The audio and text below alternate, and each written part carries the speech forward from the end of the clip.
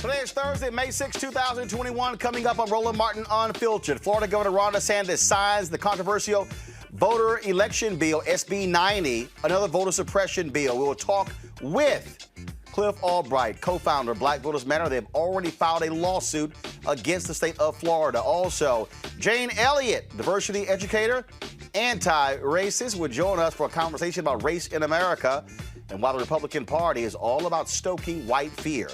In Mississippi, a black child killed in a police chase when cops shot his dad. In Massachusetts, the family of Michaela Miller, who was found hanging from a tree, wants answers, and the South Carolina House recently voted to bring back firing squads. How stupid are these Republicans?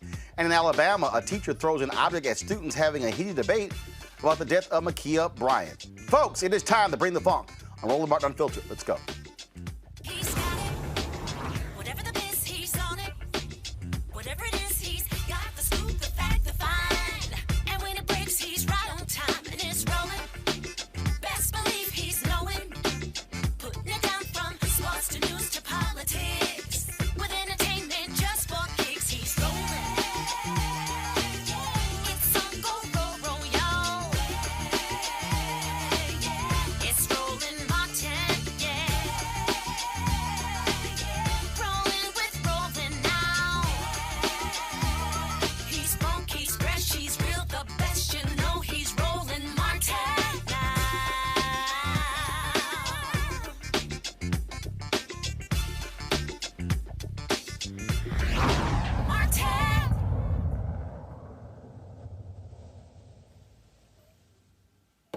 All right, folks, more Republican shenanigans. As expected, Florida Governor Ron DeSantis signs their voter suppression bill, Senate Bill 90. The purpose of the bill is to impose more onerous regulations on ballot drop boxes, cutting them drastically, restrict third-party voter registration organizations, and place new voting rules by mail.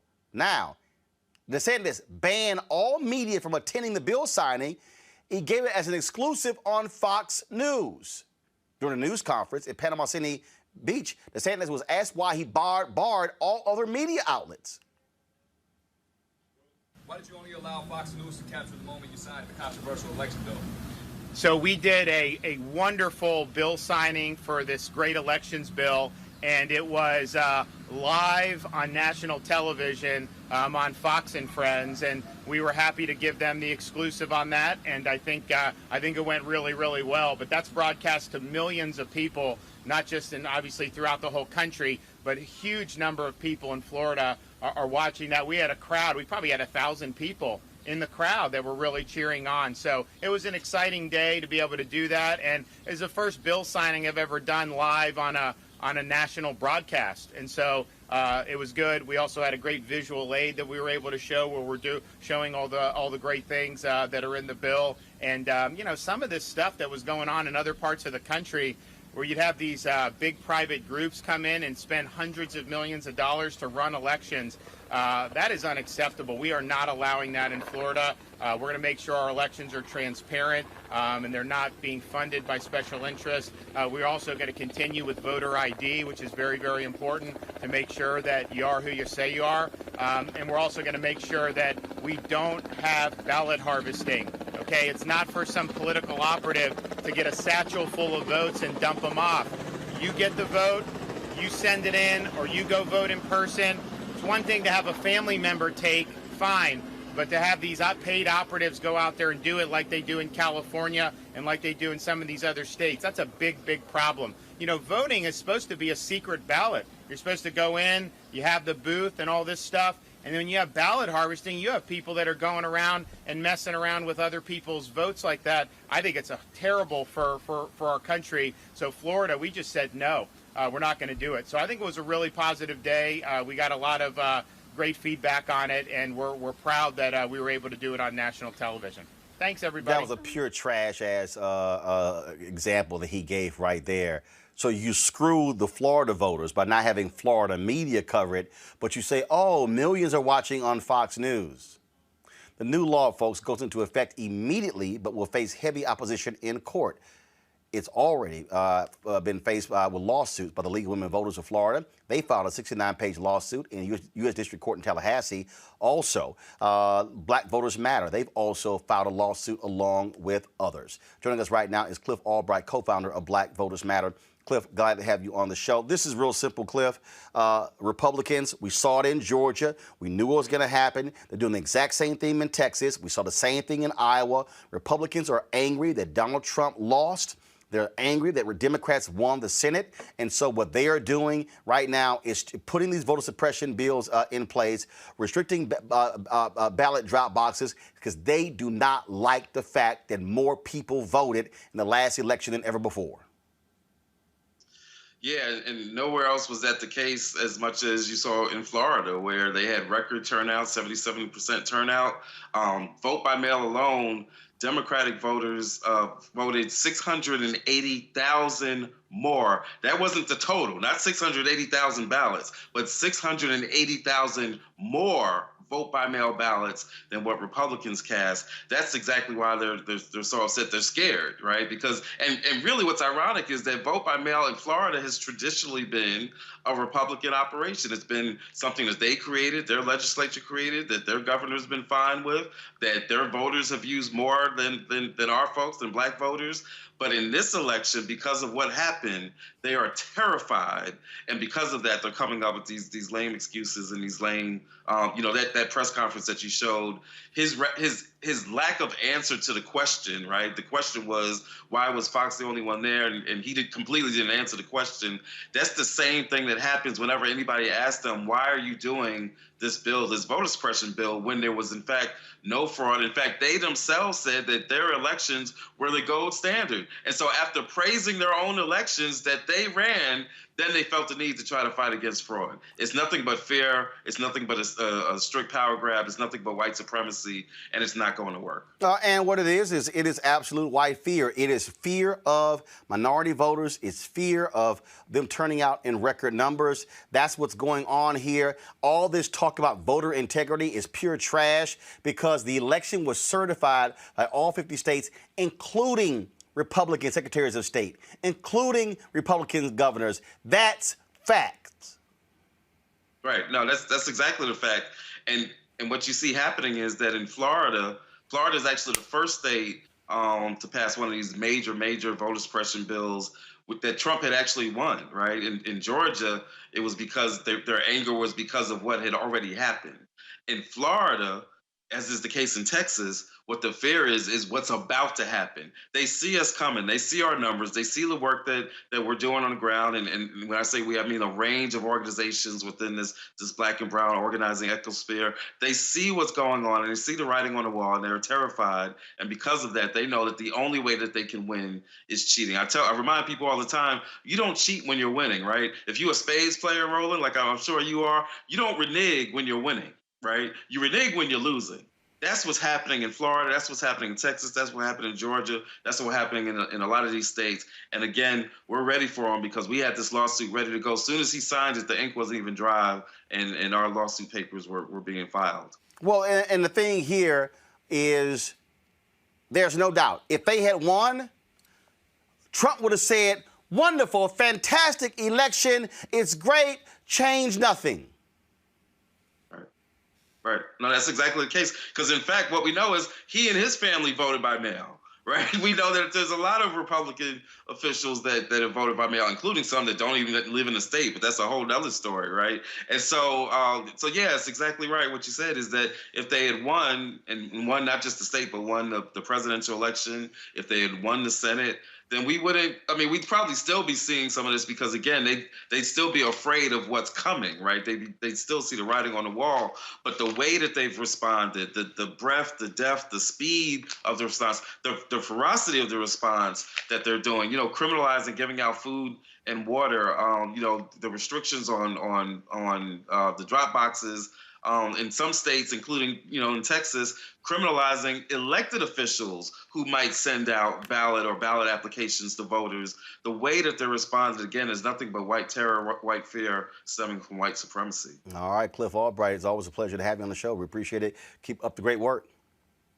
All right. Thank you, Roland. All right, let's go to my panel. Welcome back, Reese Colbert, Black Women Views. Glad to have you back after maternity leave. Dr. Greg Carr, Chair, Department of Afro-American Studies, Howard University. CJ Pearson, Founder, President, Last Hope USA. CJ, I'll start with you. You're one of those folks who participated in a Stop the Steal election in Georgia.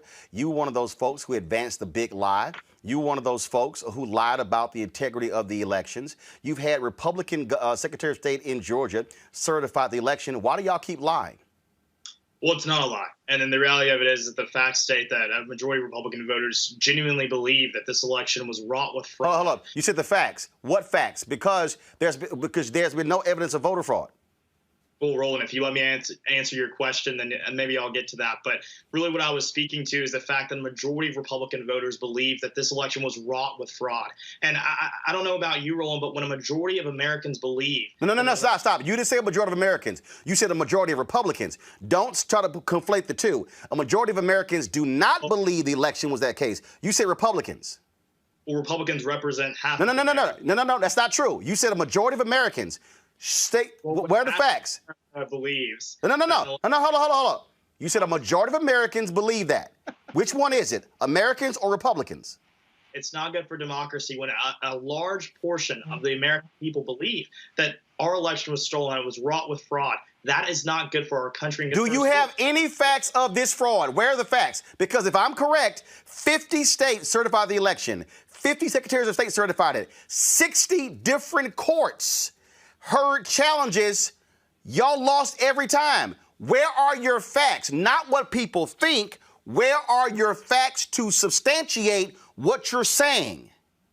Well, based on the current laws that were on the book prior to these incredible election reforms advanced in the state of Georgia, Texas, and Florida, they were able to certify the results based on the current laws on the book. It's why we're reforming the system. It's why we're making it easier to vote and harder to cheat. No. Hold on. You cited all this voter fraud. CJ, where are the facts? I need to see the evidence of voter fraud. Where is it?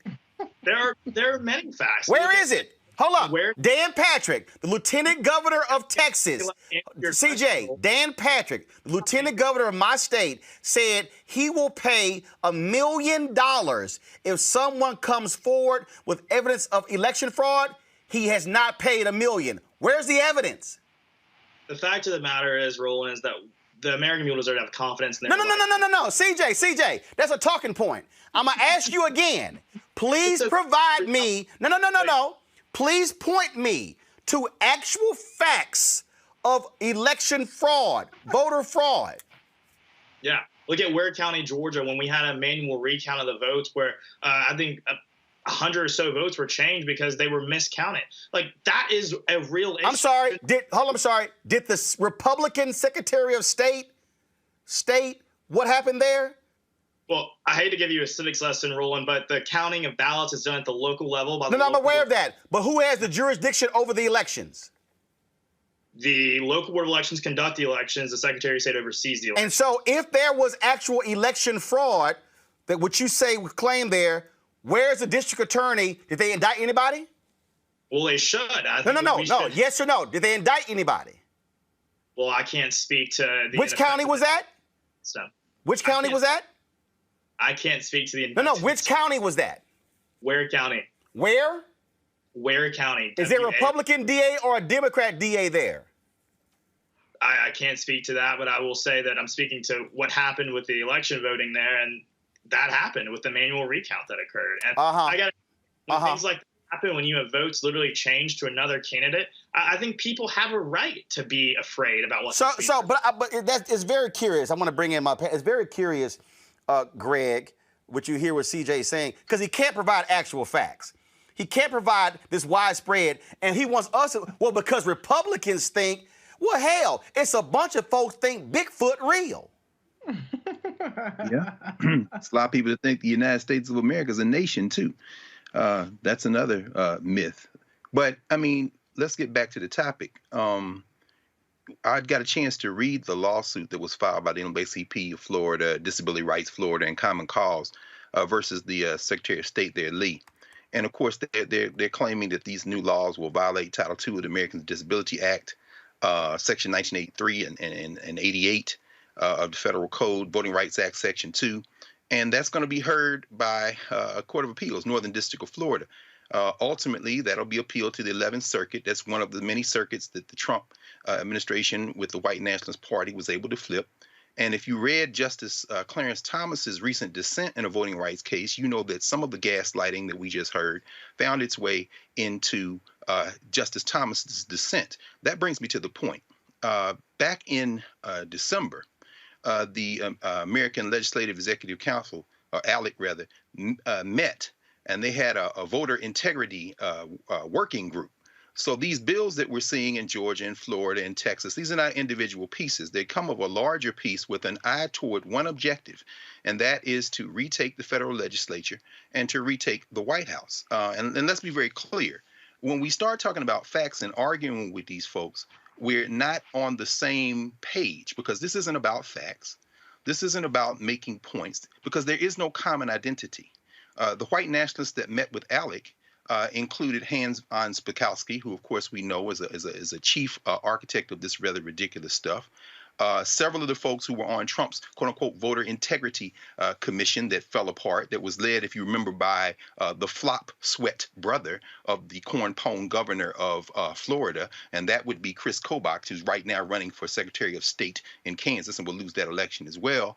But the whole point is to continue gaslight, to continue propagandize, and to shrink the electorate to the point where they can steal elections. Finally, I'll say this.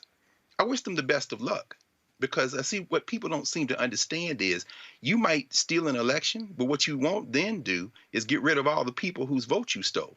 This country's going to come apart, and I just hope our young brother, who I'm very glad to see be a freshman there at the University of Alabama, who might sit and read some of these cases and think through some of this legislation and maybe, change some of the language, will have a front row seat in the state of Alabama. Well, maybe. Well, had he not transferred from Howard, he maybe learned some of those in your class, but he went to Alabama. Yeah. Let me go to Reese. Reese, it's very interesting. Very interesting. CJ mentioned Ware County, 100 votes.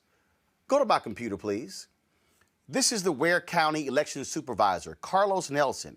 He told the Associated Press that an election worker made a small tabulation error that involved 37 votes. Quote, election officials discovered the mistake during an internal audit and corrected the figure in the full hand recount of paper ballots. There was never an issue with the technology from Dominion. Quote, there was no vote flipping. The system worked like it should. Oh, by the way, CJ, the 37 votes in Ware County made no difference. That was a county Donald Trump won with 70% of the vote. So you're complaining about, votes being stolen. We're in a county, your guy won with 70% of the vote. I would think that if there was actually voter fraud, a county Trump won by 70% would be probably real aggressive prosecuting those who did, maybe because it doesn't exist. Reese. It's good to be back. I see not much has changed in my hiatus. Welcome, CJ, to the fire. It's good to see you, Dr. Carr and Roland. Okay, let's just be clear. I mean, we all know what this is all about, right? We've been having the same discussion for years. It's so amazing to me how Republicans cite the system working as designed, which is the system identifying tabulation errors, things of that nature, and corrected them before any kind of election is called as evidence of voter fraud. It's completely absurd. The system is not centralized. It's not perfect in the sense of there are times that there are legitimate errors, but those errors have been discovered. They have been raked over the coals. They have been dissected with a fine-tooth comb, and there's no there. In fact, the only real evidence of voters' fraud has come from the Republicans. Let's remember when there was an entire congressional seat that was not seated for X number of months. I don't remember the exact number of months, because the Republicans were conducting absentee ballot fraud in North Carolina. And so where we've had people, there was a person, I was reading another case of the other day about a Republican who voted for his mother on behalf of his mother, supposedly, in the election. That was a Republican. So what this is all about, it's all about gaslighting, as Dr. Carr said, and it's all about trying to create this fear narrative that makes Republicans believe that the elections are stolen. The fact that CJ is citing that 50% of Republicans are delusional, or 70% of Republicans are delusional and living in an alternate universe in which 2 + 2 does not equal 4, that's not a flex, okay? That's called go get some therapy, go back to math class. You're not smarter than a 5th grader. This is the reality. Ron DeSantis is up for election in 2022. He barely won his election. And we know there were some shenanigans down in Florida with some stuff that was never really fully investigated or even disclosed about voting machine errors down in Florida. Nobody seems to remember that but me. He barely won that election by the skin of his teeth. He has some people coming for him, perhaps Val Demings or some other heavy hitters. We also have a Senate seat that's up in 2022. And so this is really about solidifying that power. To be honest, Florida is more of a red state than a lot of these other states, and even Georgia at this point. But they aren't going to leave any stone unturned, and they're going to try to put these laws in place so that they can have even larger margins. But the one thing that I think could potentially backfire, in addition to the fact that we have a Biden-Harris DOJ with Merrick Garland at the helm, is that when you do these voter suppressive measures, you give people more time to counteract it. You give them more time to make those arrangements, which is what we saw people do in Georgia and around the country for 2020. So I just want to know, CJ, why do y'all have to keep lying? I mean, every time you get debunked with the lies, y'all come up with a new lie. Why don't y'all figure out actually how to have policies to attract more people? But why do you, specifically you, keep advocating the absolute lie? And there's no proof. I've asked you now 6 times, show some proof. You threw out Ware County, 100 votes, it was 37, and it's a red county. So any other proof you got? You got anything? Well, the fact of the matter, it's bigger than that. It's about the ability for the American people to have confidence in our elections, because that is what makes America America. The ability for people to have faith in the votes that they cast, making it easier to vote, harder to cheat. If you're against that, I really don't know what to tell you, Roland, because at the end of the day, you can say that you can call 50%, half the country, delusional, deluded, wrong, crazy, whatever, but it doesn't detract from the reality that it is not good for our country's stability for people to not be able to have faith in our election. So hold on, CJ. So if y'all listen to a liar, in Donald Trump, if y'all follow a liar in Donald Trump, and the liar makes all of y'all repeat the lie, and then he browbeats other Republicans in repeating the lie, don't you think folks are going to start repeating the lie? Because, again, you keep talking about most Americans and folk not believing in this. Well, here's the deal. This is an NPR, PBS NewsHour Marist survey. 60% of Americans, 1/4 of Republicans, trust the results of the 2020 presidential election. 60%. 56% approve of how the president-elect is handling himself during the transition. So 60% of Americans trusted the election. So what you just said is a lie. You said half. 60%. Is 60% half? To the point that you just said, you said only 25 of Republicans trusted the election results. I mean, 75%. It ain't our fault y'all believe a liar. Well, the point that I'm making is bigger than that, Roland. It's about the stability of our nation. But here's the deal. Can you provide me some proof? Here's what I need. Here's the deal. If CJ told me, Roland, Reese can't cook, and I was like, well, hell, the only way I need to know if Reese can't cook is if I eat Reese's food. Now, if I go eat Reese's food and it tastes good, I'm like, CJ, you full of shit. Her food tastes good. Now, if you go, but that don't matter, Roland, I think the food don't taste good. And then if I invite Greg over, and Greg like, damn, there's some good food. And if I invite Anthony, Chelsea, Chris, Atlantis, and Jackie, and they, man, food tastes good. Are we supposed to sit here and give you credence because you don't like it when 9 other people think the food tastes good? Well, I'm sorry. Reese's Gumbo just isn't the same as ensuring that America's on good, solid footing. No, but just because y'all crazy does not mean we have to change laws because y'all are crazy. country. Let me add in. Let me add in a. Hold on, Greg, 1 second. CJ, go ahead and finish that point. But I'm still waiting on some proof. Please go. I'm still waiting. Not making this legislation, and Democrats should be the biggest cheerleaders for this legislation. Why? Because if you want to blame Donald Trump for what he was able to so-called incite, then he had to have something to point to lead to this incident. He had nothing. He lost. He incited an insurrection because he lost, and he couldn't handle losing. Okay, well, obviously he was able to point to something that resonated with people that led to them having such a visceral reaction to. Because y'all believe a liar.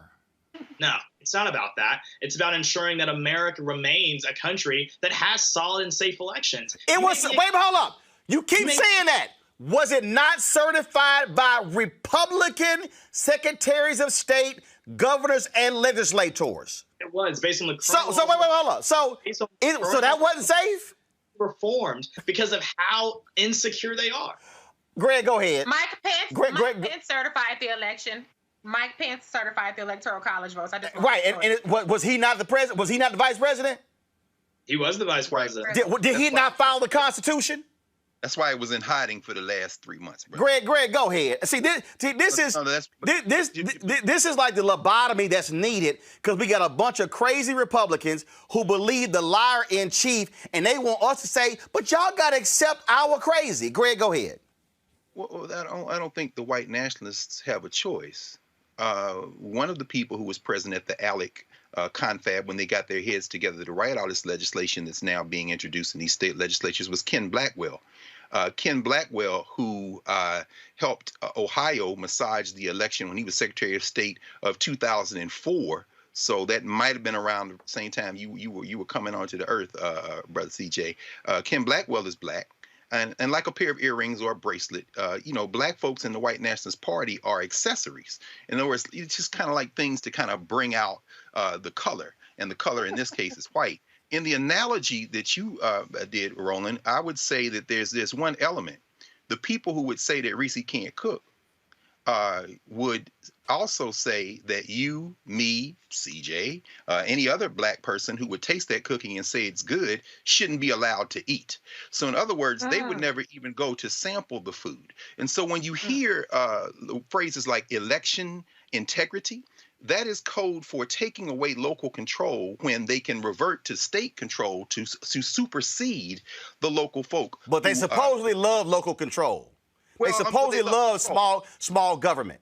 Well, they love control, which is why when you look at this bill, the corn pone flop sweat leading probably candidate for 2024, Ron DeSantis, who recently went to kiss the ring of Donald Trump in Mar-a-Lago. When you look at that legislation, it was opposed by the 67 county supervisors of elections in the state of Florida. Republicans included. Republicans.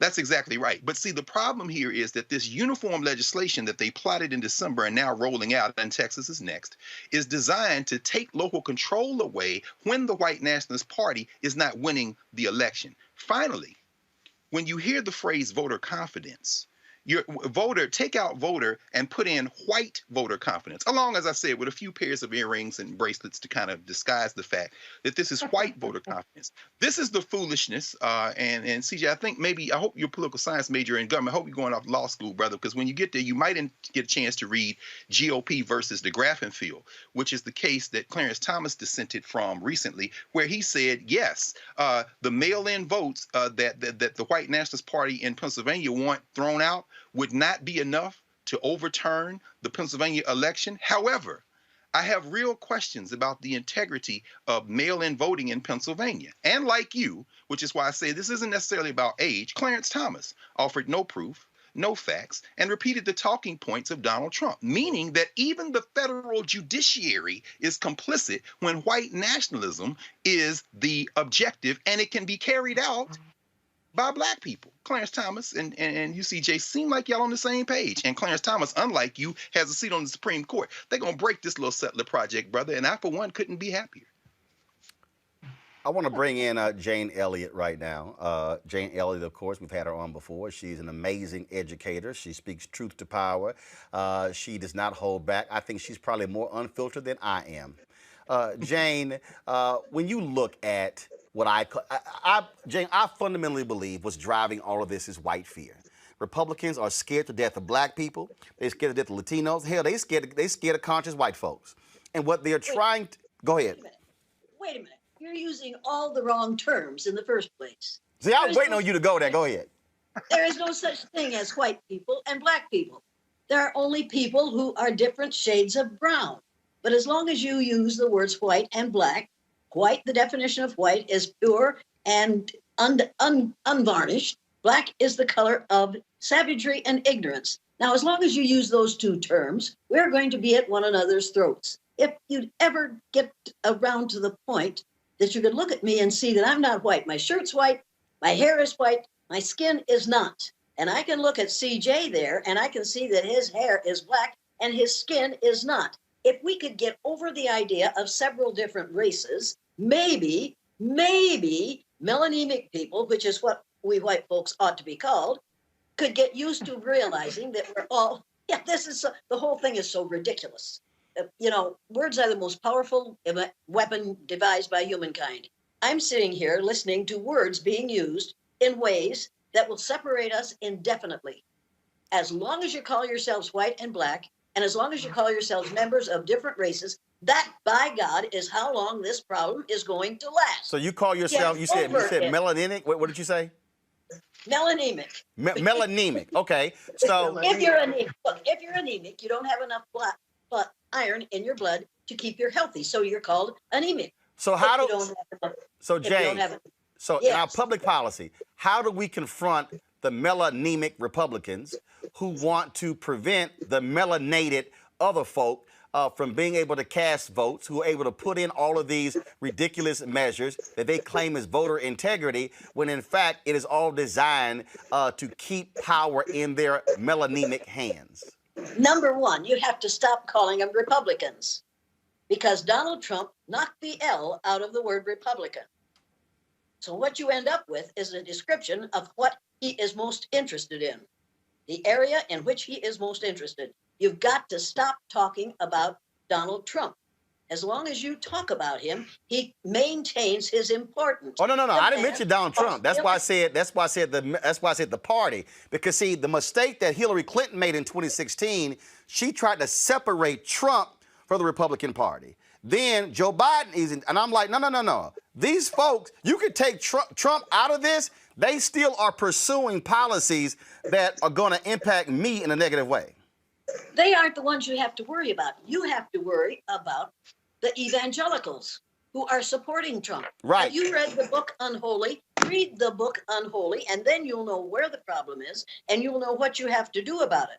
I am more frightened by what the evangelicals are doing to this country than by what one man and the Republican Party can do to it. The evangelicals have now invaded every facet of our lives in a really disgusting way. And you need to realize that.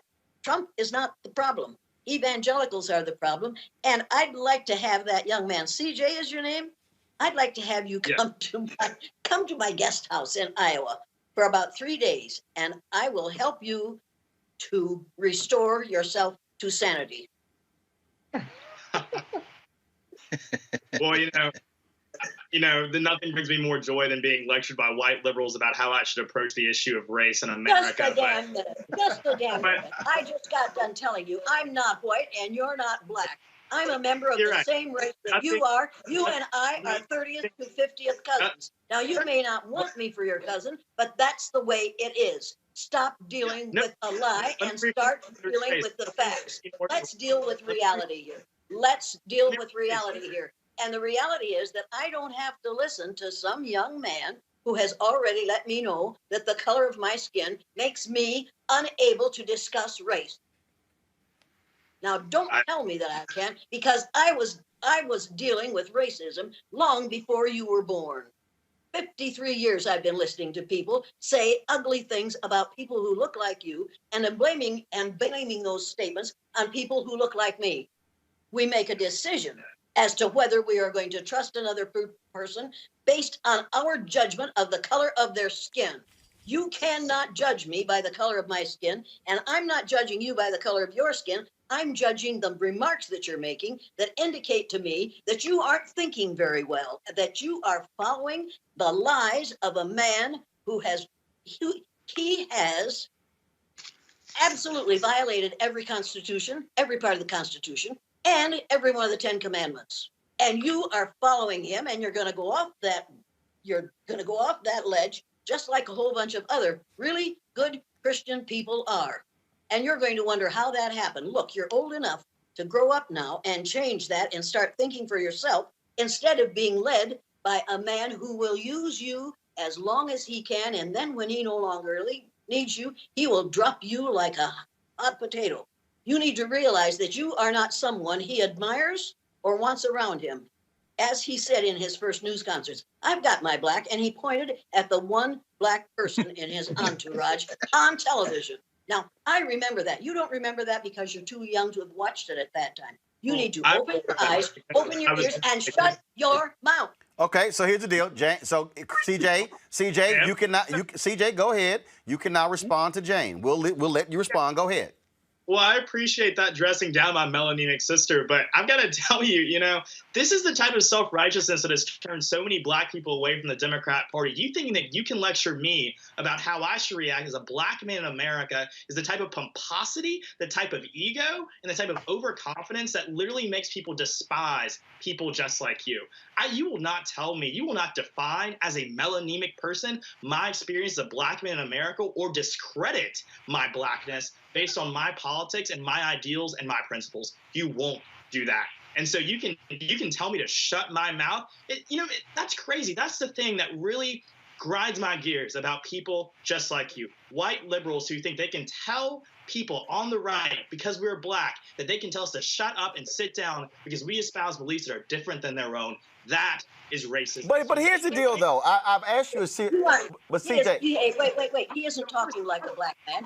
He is talking like a white man. He is doing the same things that Mr. Trump has been doing for the last 30 years. You are doing the same thing that Donald Trump has been doing, and you are regurgitating what Donald Trump has put into your head. You need to stop that and start thinking for yourself. What is with you in these commands? Like, do you think you get to tell black people what to do? Like, is that just how you operate your daily life? Instructing black people how to think, how to act, what they can and cannot say? Because I support a President Trump, that brought about the lowest black unemployment rate in our nation's history. Criminal justice reform, the First Step Act, millions of dollars navigated to HBCUs, economic opportunity zones, which navigated commercial investment to inner cities that were long neglected. And I understand you probably are eager to tell me to shut my mouth right now because you hate it when black conservatives even utter a single word. But I'm going to keep talking because these are facts, these are truths. And actually, I'm going to step in right here because actually, CJ, what you just spouted were not actual facts. That's first, okay? Excuse me, CJ, sorry. Everything that you just stated, we've covered on this show. Dr. Walter Kimbrough, who is an HBCU president, Dillard University, has debunked the nonsense that you just stated about HBCUs. That's first. He's an actual HBCU president for 16 years. Two, what you have to understand, the woman who actually sponsored the very bill that you are giving Trump credit for, her name is Congresswoman Alma Adams, a graduate of North Carolina A&T. We've had her on this show. So all this talk what Trump did, that's grossly incorrect. Two, you talked about criminal justice reform. Let me remind you, Donald Trump did not pass criminal justice reform. If it were not for Democrats who controlled the House, there would be no bill that went over to the Senate. It was Congressman Hakeem Jeffries and others who advanced it in the House. Let me also remind you that your party blocked President Barack Obama from passing a criminal justice reform act when he was president because they did not want it to include real criminal justice reform. Now, you're sitting there with your huge Alabama flag over your shoulder. And let me remind you, it was former Alabama Senator Jeff Sessions, who was the Attorney General, who also opposed that very criminal justice reform bill, who stopped it when he was representing that state in the United States Senate. So you can sit here and you can keep yelling facts, but what you're not going to do is lie, because on Fox News, they might let you get away with it, not here. Let me go back to Jane. Jane, we've witnessed in the past week, Jane, we've witnessed Senator Tim Scott come out and talked about America, not racist America. Democrats fall right into the trap. Folks start going back and forth on this whole very issue here. And what is interesting to me are the folks who want to get caught up, racist, not racist, not racist, racist, as opposed to what are the effects the policies are having on actual people. Number one, the effects on people who look like me are to cause them tremendous fear, because they know that within 30 years, and now it's about down to 20 years, we melanemic people will be a numerical minority in the United States of America. That's the way it is. And incidentally, this is not America.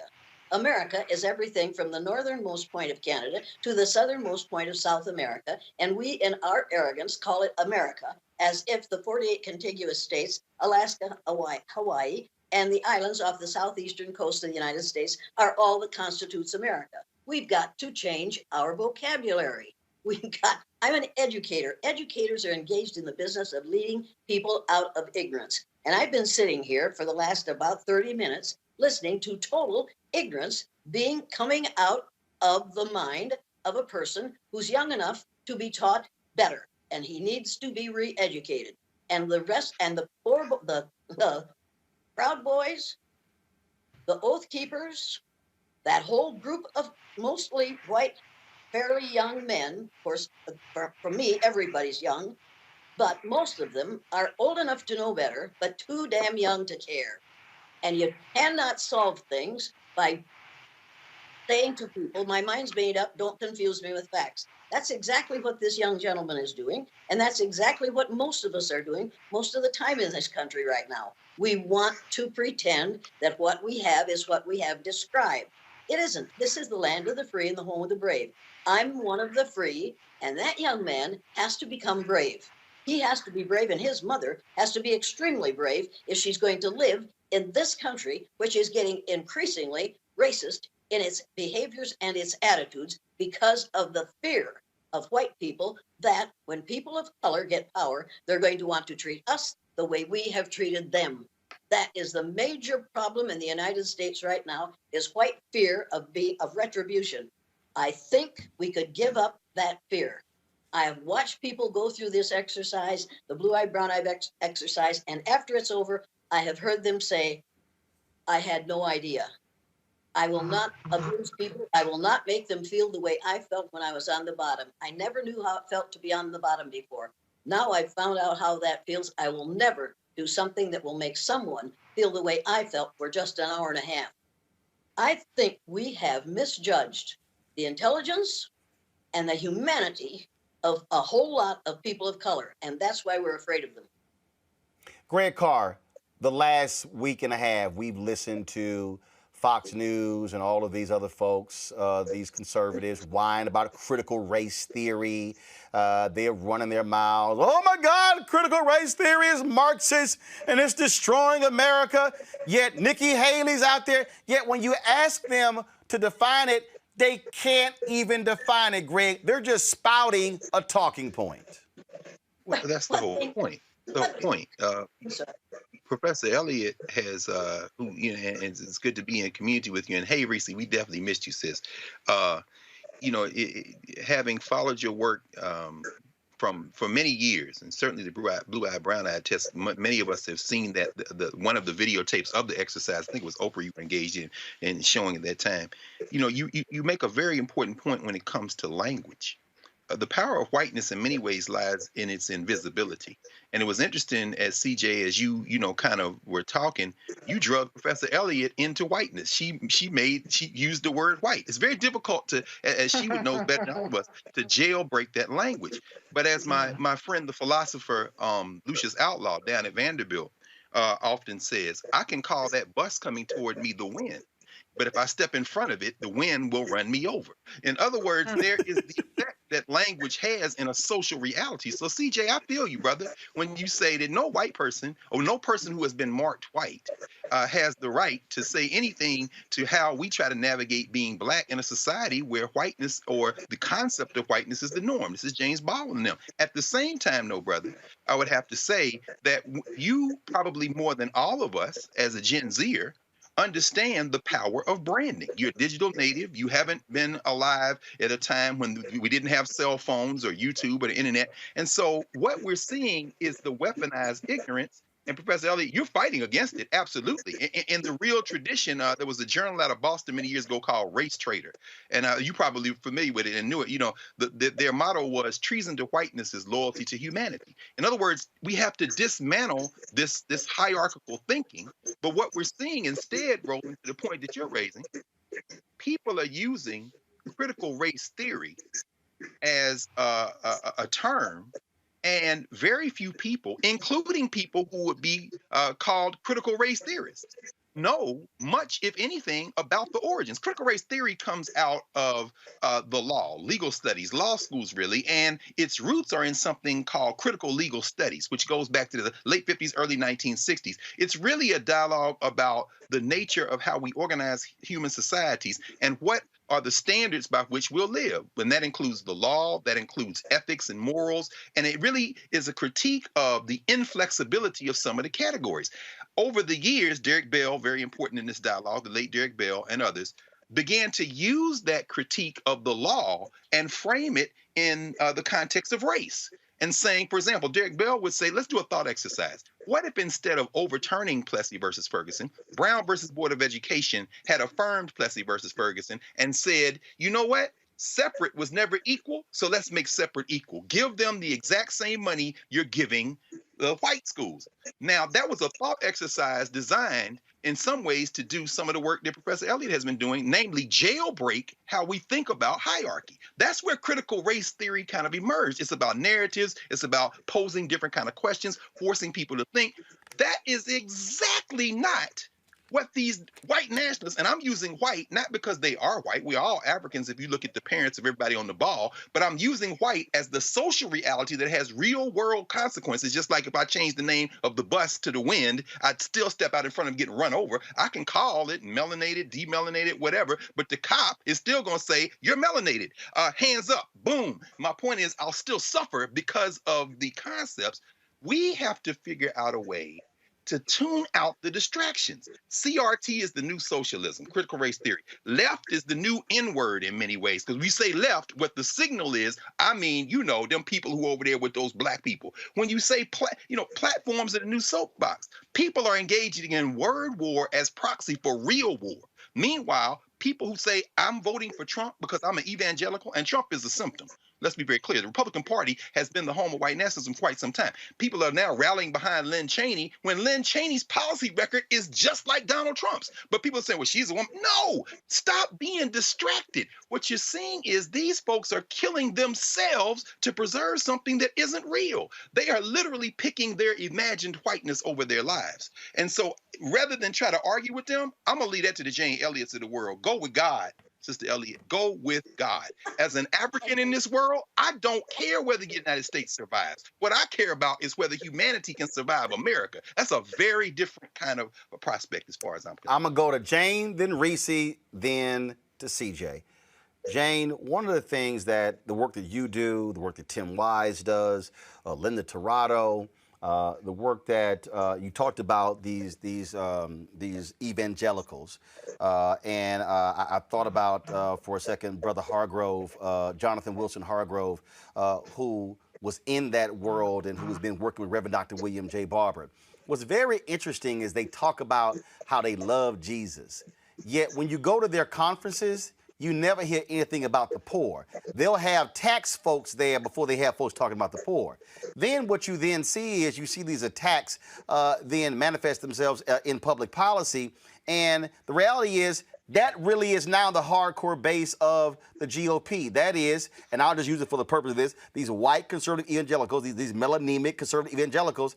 And the deal is They won't even have discussions with those of us who are melanated evangelicals who love Jesus. My wife is an ordained minister, but they are afraid to sit down with Reverend Dr. Barber. They're afraid to sit down with folks like that because they don't want to have a real conversation about the Bible and Jesus and what Christians really should be doing in this country.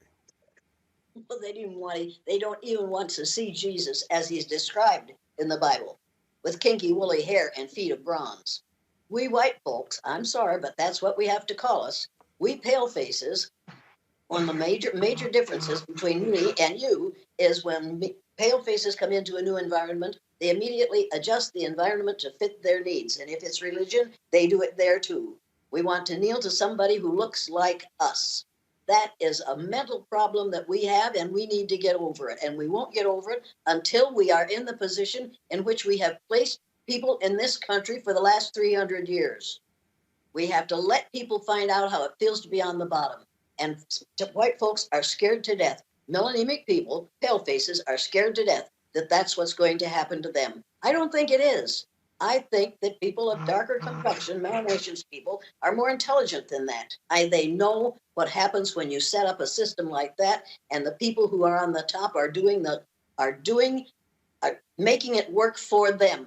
People say to me, it was good enough for my father, it's good enough for me. It wasn't good enough for my father, and it wasn't good enough for your father. It wasn't good enough for any of our fathers as long as we were divided on the basis of the amount of a chemical in our skin. It makes no sense. You can't justify it. It's unjustifiable. Reese, the point Jane just made there, Mitch Landrieu literally made that same point in his book. He said, hey, white people, they're not going to do to us what we did to them. This whole, I'm telling you, what we're seeing right now, I called this, Reese, in 2009. I was at CNN. I told John Avlon, we're living in the world of white minority resistance. I said, they see the demographics changing, the browning of America, and they can't handle it because in their view, this is what it means when it comes to what America means, the flag, all that sort of stuff. They have never had to take into account what we think. But also, I listened to CJ when we talked about he didn't like Jane telling him what he should think.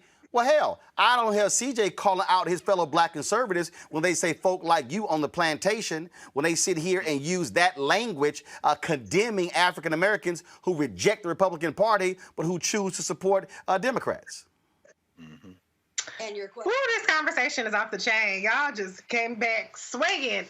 Well, you were right, absolutely, because I think black conservatives do like to use that language about being on the plantation and stuff like that. I mean, as black people, we have these intra-black battles. You know, you got the people that talk about you if you're Democratic, you having a butter biscuits and all this other kind of stuff. There's enough insults and slurs to go around. But I kind of do feel like it's an in-house conversation in terms of what's black and who gets to determine what black is and what you sound like as black. But I do have much respect for Professor Elliott. I'm appreciating this new language that I'm hearing, pale faces, melanemic. I'm definitely going to have to incorporate that into my vocabulary. But in terms of me giving up black, I'm going to say the melanemic need to go first. When they give up white, then I'll give up black. Until then, I'm black and I'm proud. So as Dr. Carr said, go with God. I support you, sister, in your plight. But until the melanemic pale faces give up white supremacy and all that good stuff, then I'm going to be over here and I'm going to be black and I'm going to be proud to be black. But on another note, though, I do think, though, that the reality is that we don't want revenge. We just want to be left the hell alone. And, you know, black people ain't sitting up there. We ain't got pitchforks. We ain't the ones marching in the University of Charlottesville talking about blood and soil. That was the pale faces that was doing that. That wasn't us. So we just want to be left the hell alone. We just want to be, if we get a ticket, can we get a ticket and go? We ain't got to be shot by the police. If we call the police because we in distress, we want to be able to get help instead of get shot. That's what we want. When a black woman like me goes to have a baby, I don't want to have to consider, am I going to die in childbirth because black women have a black maternal mortality rate that's 3 to 4 times more of the pale faces. That's all that I want. And so if the melanemic will understand that instead of trying to hold back on what everybody gets because they want to make sure that we don't get something, to go on ahead and give a little, then we can all be greater. Then I don't know. But the reality is, yeah, black people, all we want to do is just be left alone. All we want to do is just be great and live our best black ass lives. That's all we want. May I ask? Jane, then CJ. Go ahead. Yeah. Would it help if we would all simply remember that Columbus didn't discover America, that it was discovered by Africans between 20,000 and 10,000 years before Columbus was a gleam in his father's eye? Would it help if you realized that you were here first, and because of the melanin in your skin and your ability to live even with the hole in the ozone layer getting larger and more sunlight being allowed to enter our environment, that you will be here last? Do you not realize that the reason you are going to be in the majority, numerical majority in the future, is because you are going to live longer because of what we melanemic people have done to this country and to this world with our behaviors? Do you realize that only 18% of the population of the earth is classified as white? 18%. We have been in the minority all these years, and we are determined that we are not going to be the numerical minority in the United States of America. To fight that is to fight the inevitable. It is coming. We've got to get melanemic people used to the idea that if they would trace their DNA back far enough, they would find that a part of their DNA, a percentage of their DNA, came from a country in Africa. We are all from the same place, whether we want to admit it or not. CJ, one of the things that's very curious to me, and I remember in 2017, one of the first things that your party did was repeal anti-discrimination rules in auto loans. And it struck me as interesting that Republicans stood on the floor of the House and they said, we need to just stop this. We're all Americans. But they didn't want to deal with the discrimination. In fact, this is a previous edition of Roland Martin Unfiltered. Listen, and then I need to get your response. Auntie Maxine, Henry, go to my iPad. Make sure that we're making America great every day in every way. And the best way to do that is to stop talking about discrimination and start talking about the nation. We're coming together as a people in spite of what you say. Thank you, gentlemen. I yield back. Gentleman's time has expired. Members are reminded to address their remarks to the chair. The gentleman from Texas reserves, the gentlelady from California. Thank you very much. The gentleman, Mr. Kelly, please do not leave. Because I want you to know that I am more offended as an African-American woman than you will ever be. And this business about making America great again, it is your president that's dividing this country. And don't talk to me about the fact that we don't understand what happens on the automobile. No, I will not yield. No, I will not yield. Okay.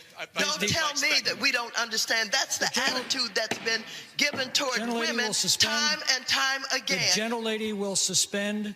The chair wishes to remind all members that they are to address their remarks to the chair. Gentlelady will continue. The chair, but don't stop me in the middle when you didn't stop him in the middle. And so I shall continue. Don't you dare talk to me like that and think that somehow women don't understand what goes on the floor of automobile dealers. Minded to direct her remarks to the chair. The gentlelady will continue in order. I will continue to do that. However, I don't appreciate that you did not interrupt him when he was making those outrageous remarks about him knowing more about discrimination than I know about discrimination. I resent that, and I resent the remark about making America great again. He's down here making a speech for this dishonorable president of the United States of America. Having said that, I reserve the balance of my time, and no, I do not yield not 1 second to you. Not 1 second. Not 1 second to you. So, CJ, what I found to be interesting is that literally is one of the first bills they repealed. So, Republicans love talking about what they did and what should happen and how we should all get along. But there's real discrimination when it came to auto loans. January 6th, a lot of people who think like you, people who you stood with, were there here in D.C. How many N-words black cops were called? I haven't seen white Republicans condemn that. In fact, they have pretty much sided with the insurrectionists versus the cops. Where are you and black Republicans on that? Why are y'all silent? Why did Colin Powell go down to North Carolina and condemn the voter suppression law to the governor's face there, but you and other black Republicans are silent? In fact, y'all are endorsing the same voter suppression. Because these aren't voter suppression laws. No. Deal with the first thing first. I gave you 3 things. First, deal with the auto discrimination. Deal with that first. Second, deal with the second thing, then deal with voter third. Deal with the first one first. Yeah, let's do the first thing. Auto discrimination, I think discrimination anywhere is wrong. And I think that at the end of the day, I listened to that speech. The tone was just wrong. I'm not going to endorse No. That was the speech. Your party literally repealed the rules that Obama put in. Did you and other black Democrats tell your party y'all should not be repealing discrimination laws? Here's the deal. I think at the end of the day, we have to look at where our country is going, and we need to move forward past this. No. You didn't answer my question. When they were voting to repeal these anti-discrimination laws against black folks when it came to auto loans, did you and other black Republicans say a word to your own party to say, this is not right, you should not be repealing anti-discrimination laws? I'll be honest. I'll be upfront. I wasn't familiar with the issue at the time, but I think in the grand scheme of things, you look at discrimination, just condemn that. And I also believe, though, that to the point that the congressman was making, that we do have to move forward. But CJ, how do we move forward if we don't confront discrimination? We can talk about that. Morgan Freeman, I think. No. I don't want to talk about it. I want to outlaw it. I want to get rid of it. But when Republicans led that, they literally led the effort to get rid of the laws. How does that make us great again? I don't think that legislation was about making America great again. I think it was about the idea that we need to move past this entire consummation with race, this infatuation. The point I was making about Morgan Freeman. Is it possible for us to move past being discriminated against? See, here's the deal. We black people, we would love to move past it. But here's the other deal. Colin Powell, black Republican, he went to North Carolina and condemned the voter suppression law there. Your party in North Carolina passed a law where they targeted black voters. The court said it was laser-like precision. It was overturned. Did you and other black Republicans condemn that North Carolina law and stand with Colin Powell? If you didn't, why not?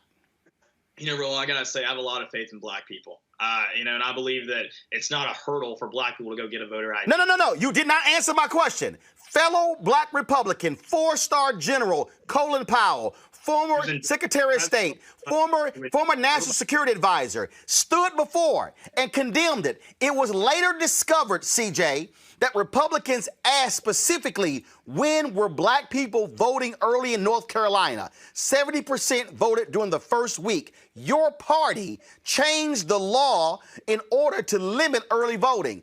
And then the federal courts later ruled. They had the document. They put it in email where they did it. What I'm asking is, why were you and other black Republicans silent with the targeting of black voters by your party? And you're also asking why I didn't endorse the ideas being propagated by a 4-star general. Sure, Colin Powell, much respect to him for his service to our country, who's endorsed President Barack Obama, also endorsed President Joe Biden. No. Can you answer my question? You want to call him a Republican for the purpose of this debate, but he really isn't that. No, he is a Republican. First of all, I'm sorry. You told Jane, don't tell you what to say. Now you want to strip Colin Powell of being a Republican. In fact, Colin Powell was a Republican before you were even born. I don't even think Powell described himself as a Republican if you want to look it up. No, actually he did. Have you actually talked to Colin Powell before? So he left the Republican Have you talked to Colin Powell before? So you're acknowledging. Have you talked to Colin Powell before? That's not the point. No, CJ, just answer the question. Have you ever talked to Colin Powell before? Once you acknowledge that I'm right. CJ, yes or no? Yes or no? Again. Yes or no? Have you talked to Colin Powell before? He is no longer Republican. Have you talked to Colin Powell before? Yes or no? It was about this election integrity bill. So I'm gonna see right now. See, this is the whole deal. If you're unwilling to even answer the question, you are purposely evading it because you know the answer makes you look bad.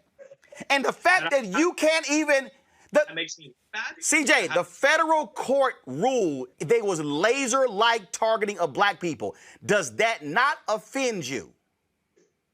Well, here's the deal. Let's look at the facts. No, yes or no? Does it offend you, yes or no, when Republicans in North Carolina targeted black voters specifically? Does that offend you?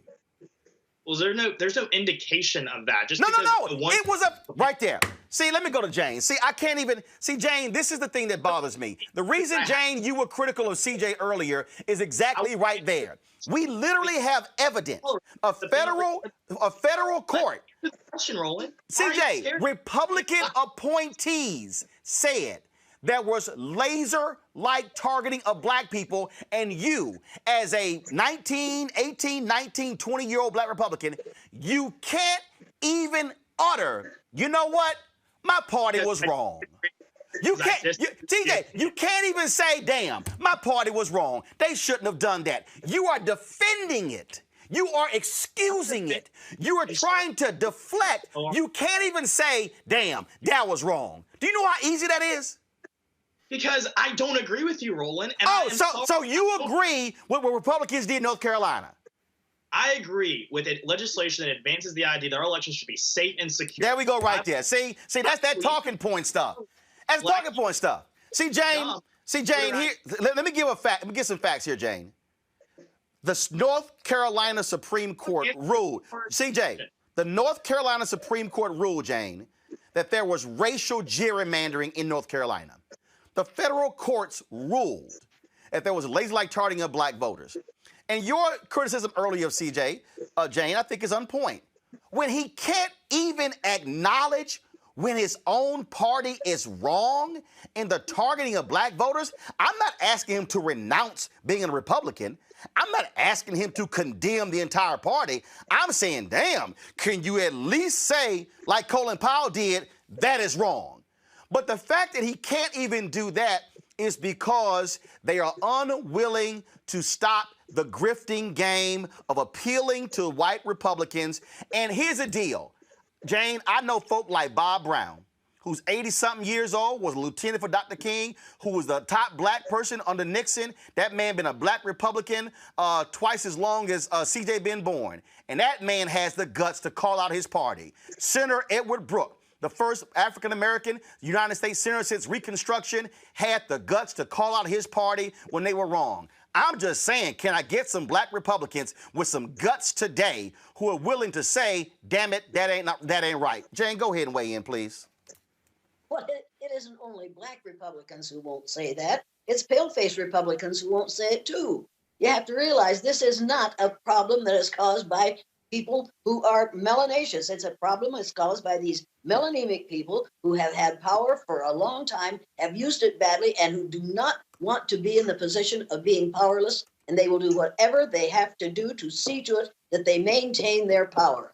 If you read the book, The System, and you realize that the boys who are on the Business Roundtable are running this whole thing and telling Mr. Trump, whose name I hate to say, but they are telling him what to do, and he's doing exactly what they tell him to. And that's the reason they're in good shape and the rest of us are suffering. We're discussing a problem that need never have been in this country. It didn't have to start, but it did, because people in the South wanted to make money, and they didn't want to, and they couldn't enslave the natives because they couldn't tell the natives apart, so they bought people from the slave traders in Hull, England, and brought them to this country. If that hadn't started, none of this would have started, but none of that would have started if it hadn't been for religion. And right now we are using religion to run this country again. You need to realize that that is more dangerous than racism. Make no mistake about this. I'm going to give you one more chance, CJ. I'm going to read for you something, and maybe you'll agree with this. And this, go to my computer. The Supreme Court, this is May 15th, 2017. The Supreme Court on Monday refused to revive a restrictive North Carolina voting law that a federal appeals court had struck down as an unconstitutional effort to, quote, target African Americans with almost surgical precision, unquote. That was a bill passed by the North Carolina Republicans. It was signed by Republican governor of North Carolina. Will you, CJ, admit that it is wrong for Republicans to pass voting bills that target African Americans, quote, with almost surgical precision? Yes or no? I think any legislation that is intentionally racial discriminatory is wrong. this wasn't. At the end of the day, we're looking Hold up, you said this wasn't? We're looking at things like voter ID and early voting day. I'm done. Right. So a conservative Supreme Court affirmed the decision of a conservative appeals court, and your deal is, sure, go ahead and let them keep doing it. What I'm saying is that I think you love to loop this legislation in with what's happening in Georgia and Florida, but that's just yes, because it's all tied together. It's all tied together. Securing our elections. This isn't about telling black people don't go vote. Roland, do you think so little of our people that we can't secure a voter ID, that we can't go No. Hold up. Okay, so explain to me then why y'all are getting rid of almost 3/4 of all ballot drop boxes. Those were secure. That was the thing before COVID. Like No. Those were secure. But they literally were not a thing in commonplace before COVID. So why do we still need them? Actually, hold up. In Georgia, they were put into place by the Republican legislature, signed by Republican governor. But now they're bad? I'm saying that before COVID, they were not mainstream. They were not commonplace. Are we still in COVID? Well, we have a vaccine now. Are we still in COVID? I'm outside this Are we still in COVID? We have a vaccine. Are we still in a COVID epidemic? Yes or no? Go get your shot, Roland. Like I say, see, this is the game right here. This is the game. This is the game, Greg. This is the game that black conservatives like CJ play, and because they know the truth. People get vaccinated. They know the truth, Greg. They know the truth. But again, it's a part of the grift game. If you want to keep the grifting dollars coming through, because let me be real clear. White conservatives love nothing more than somebody black who speaks their language and who use plantation language, because they get to say stuff the white folks can't say, and that's their cover. And if you are a black Republican and you can't even admit when a conservative Supreme Court agreed that it was targeting of black voters, then ain't no hope for you. Greg, I'm going to go to Greg. Then I'm going to go back to Jane. Go ahead. Well, the difficulty, and this is in the case that was filed today with the NAACP as one of the partners, they are accusing the Florida legislature and the governor, who acted so fast, by the way, that they may have a bigger impact on all those old white people and military folks in Florida. They accuse them of violating under the Voting Rights Act of acting under color of state law. So, CJ, you're right, brother. I mean, when you say there is intent as it has been expressed, and then there's intent as it has the impact. It can have the impact of being discriminatory. And that's the category where you start talking about decisions that are entirely in the hands of how the judges read the law. That's why stuffing the courts was so important. But you know, when you say that these things are not related, and you may or may not have heard about 45 minutes ago when I talked about the American Legislative Executive Council and the fact that they met, the process working group, in December of 2020, these things are not only related, they are coming out of the same draft legislative playbook.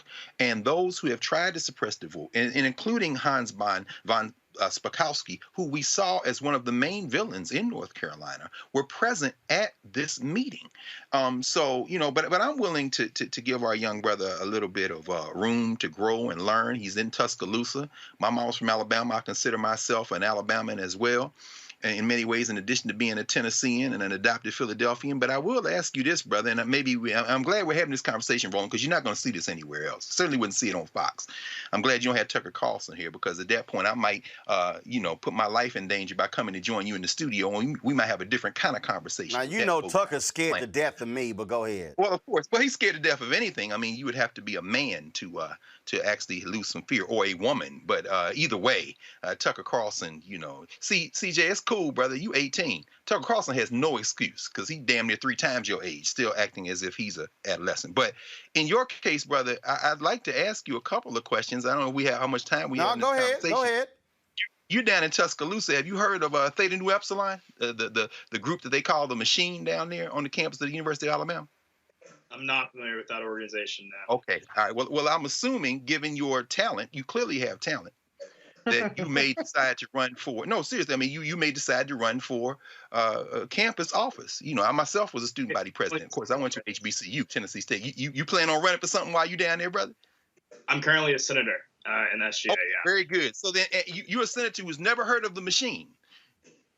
Okay, okay. I just want to be clear because I'm just saying while you're in Tuscaloosa, I encourage you to be careful. You know, the first black student body president in 1976, Cleo Thomas, when he won, they burned a cross on the campus of the University of Alabama. In fact, they burned a cross in 1986 when I was an undergrad in front of the AKA house. And in fact, as recently as 2018, AL.com did a series of articles called Greek Gods, where they talked about how this confab of white fraternities and sororities on the campus there in Tuscaloosa, the University of Alabama, have worked against any type of racial progress on that campus for years. Now, you don't play football, you don't play basketball, you're not a revenue-generating black on the campus of the University of Alabama.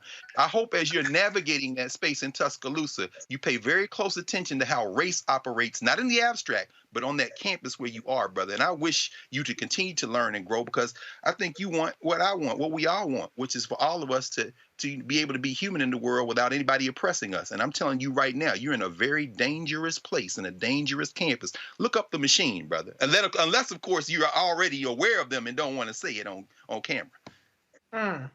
What I'll say at that point is our immediate past president was a black man. He was an alpha, actually. Roland will enjoy that. That's right. Jared Hunter. He was the first African-American student to win the position with the support of the machine. So maybe y'all already talked.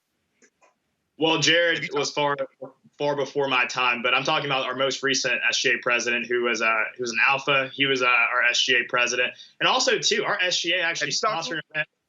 I haven't met DeMarcus yet, but I will say also SGA. Ask DeMarcus about the machine, brother. I don't know what that is, but I will say the SGA did sponsor an event with Jane Elliott. You know, for any argument to be made that there is a stigma around racial progress or an attempt at it, they literally brought on a racial educator to our campus to give a talk, and so SGA did that. And did it help? Yeah, that's the question. Jane, how was that talk? Jane, how was that?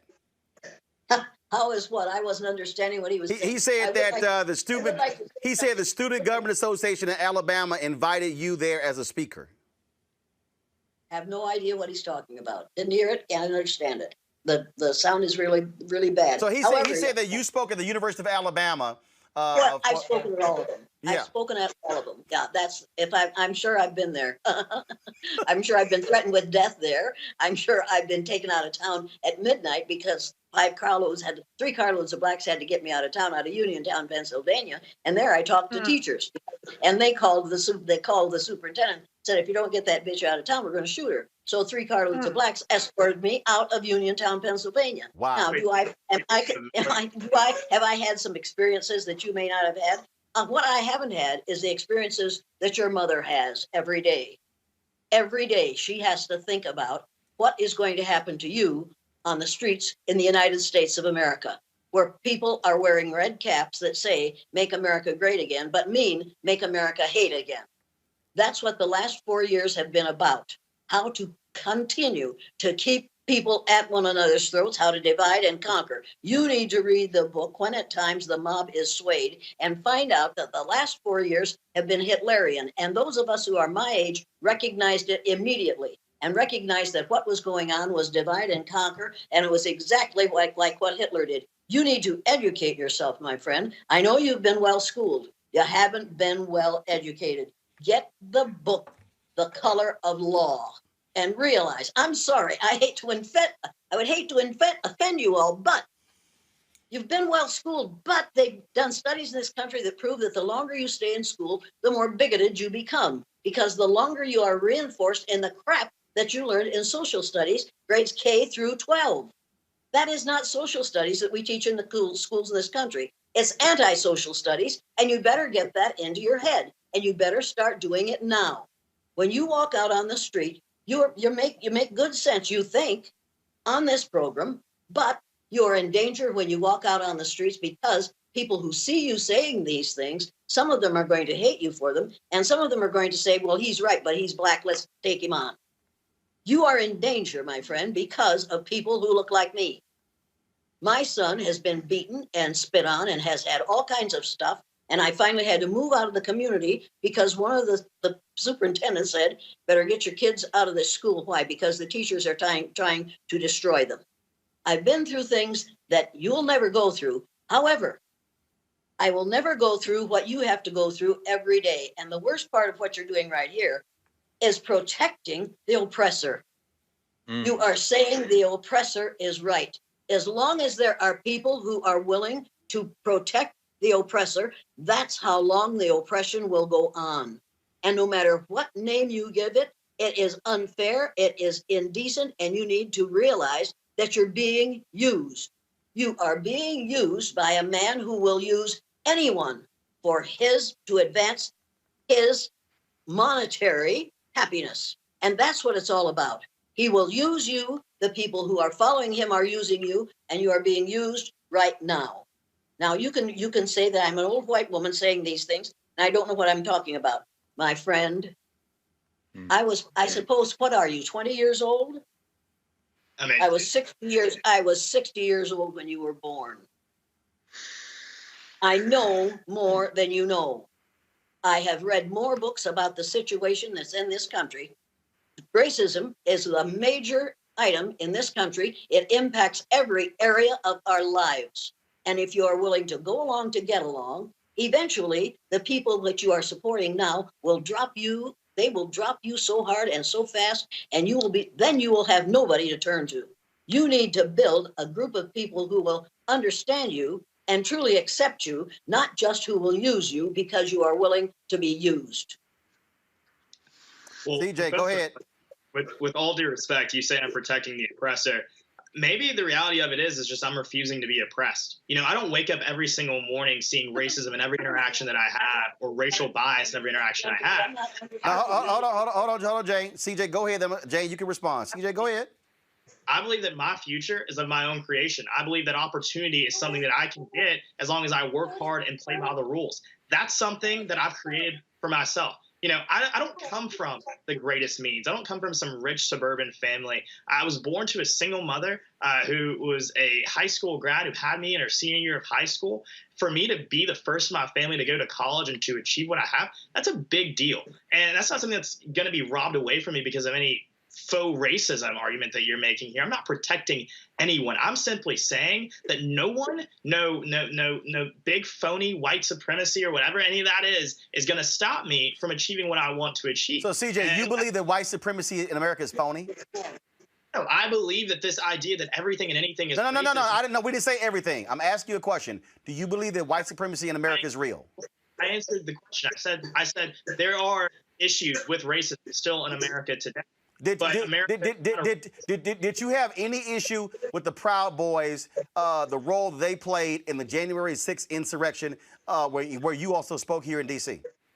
With the Proud Boys, I think there are literally minorities who are members of the Proud Boys. So No. You didn't answer my question. The Proud Boys is a white supremacist organization. The FBI has arrested numerous members because of their involvement, and the Oath Keepers as well. So what I'm asking you, they are individuals who have made it clear they want a race war. So do you condemn that, or are you cool with the Oath Keepers and the Proud Boys and their involvement with Republicans, Donald Trump, and the party on January 6th and even before that? The reality of it is that, at the end of the day, I condemn all acts of violence. No. I am not. See, that's that general, I condemn all acts of violence. No. I'm asking you a specific question about specific individuals who led the insurrection on January 6th in Washington, D.C., an event where you also spoke. Am I correct? Were you not a speaker on January 6th? I wasn't speaker. You was? Yeah. Okay. So what do you make of Oath Keepers, Proud Boys, and their racism and their involvement in leading an insurrection that attacked Capitol police officers where they tried to actually harm members of Congress? At the end of the day, from what I saw and from my interactions with, those organizations, and I'm not all too familiar with everything they've ever said, so I'm not going to sit here and defend anything they've ever done or anything they've ever said because I'm not in a position to do that. But what I will say is that I know leaders within those organizations who literally have black wives, who have black children. Okay, hold on. Let me tell you something. Let me tell you something. That was Thomas Jefferson was raping a black woman who had kids. That don't mean nothing. Do you understand? I've known some white racists. I've known some white racists who had black women as side pieces. That don't mean a damn thing. So just because somebody was black, like, what I'm still asking you. These were individuals who were part of an insurrection at the U.S. Capitol. Do you not say that's not the kind of folks we should be involved with in this country? Those are the kind of folks that should be condemned and put in jail? Well, I think I answered your question the first time you asked. Okay, I got it. See, Jane, CJ is actually doing exactly what you said. When you're making excuses, he won't even answer the question because he's afraid to publicly be real, and he wants to make excuses for them. And he doesn't understand the significance of the noose that they hung while they were doing that, committing that insurrection. They hung a noose there. It wasn't for those congresswomen. It was to tell the people of color in this country, here's what's coming for you in morning. Make no mistake about that. That was not an accident that they hung a noose. Reese, I got to pull you in here because, Reese, here's what's interesting. I'm going to go toss it to you, Reese. I'm going to come back to CJ. Donald Trump specifically and the Republican Party specifically called out voters in Detroit. That means black people. Voters in Milwaukee. That means black people. Voters in Philadelphia. That means black people. Voters in Atlanta. That means black people. You got Congresswoman Stefanik, who specifically went on television and said there were 40,000 fraudulent votes in Fulton County. That means Atlanta. The Secretary of State called her a liar. They now want to replace Liz Cheney with Stefanik. What's interesting to me is how all of these black Republicans like CJ stood out there talking about stop the steal when they were specifically saying it was black voters who stole this election. Well, you know, some of the best foot soldiers of white supremacy are black people. And at the end of the day, though, what I will say is everybody gets their N-word wake-up call. That's black people, that's Asian people, that's Latino people. Everybody gets it except for white people. And to be honest, poor white people get it too when they're getting their leg chopped off because their rural farms or their rural hospitals have been shut down and they got diabetes. That's that N-word wake-up call, okay? And so you don't have to choose to be oppressed, DJ. And I applaud you. I think you're doing well, you know, given the fact that you have an agenda for why you're on this show. And I think you're definitely handling that agenda. But deep down inside, you have to know that N-word wake-up call is coming to you one day. You in Alabama. It's going to come to you. And you better be prepared. You can gaslight on here if you want to, but I hope you're really prepared deep down inside for that wake-up call. I'm not wishing ill on you. Don't get me wrong. But I'm just saying it's an inevitable fact of being melanated.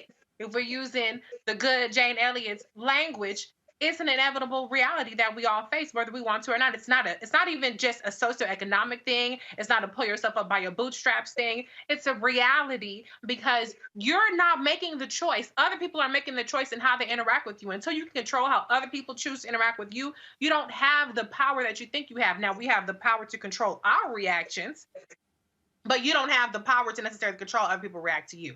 But anyway, as far as the Stefanik and this Liz Cheney thing, what is so amazing right now is that it's no longer a dog whistle, it's a bullhorn. And what is giving people more power is being completely divorced from reality. The election has changed the point to where we don't just have disinformation that is running the Republican Party, we have delusion that's running it. They have completely bought in to the fact that, hey, we have 70% of these Republicans by the balls. They're willing to believe whatever the hell it is that we tell them. So let's go all in. Let's keep going with these delusional, completely fabricated claims, because then we get them to buy in on whatever that we're doing and to not notice the fact that, hey, more people, as CJ noted, we do have a vaccine.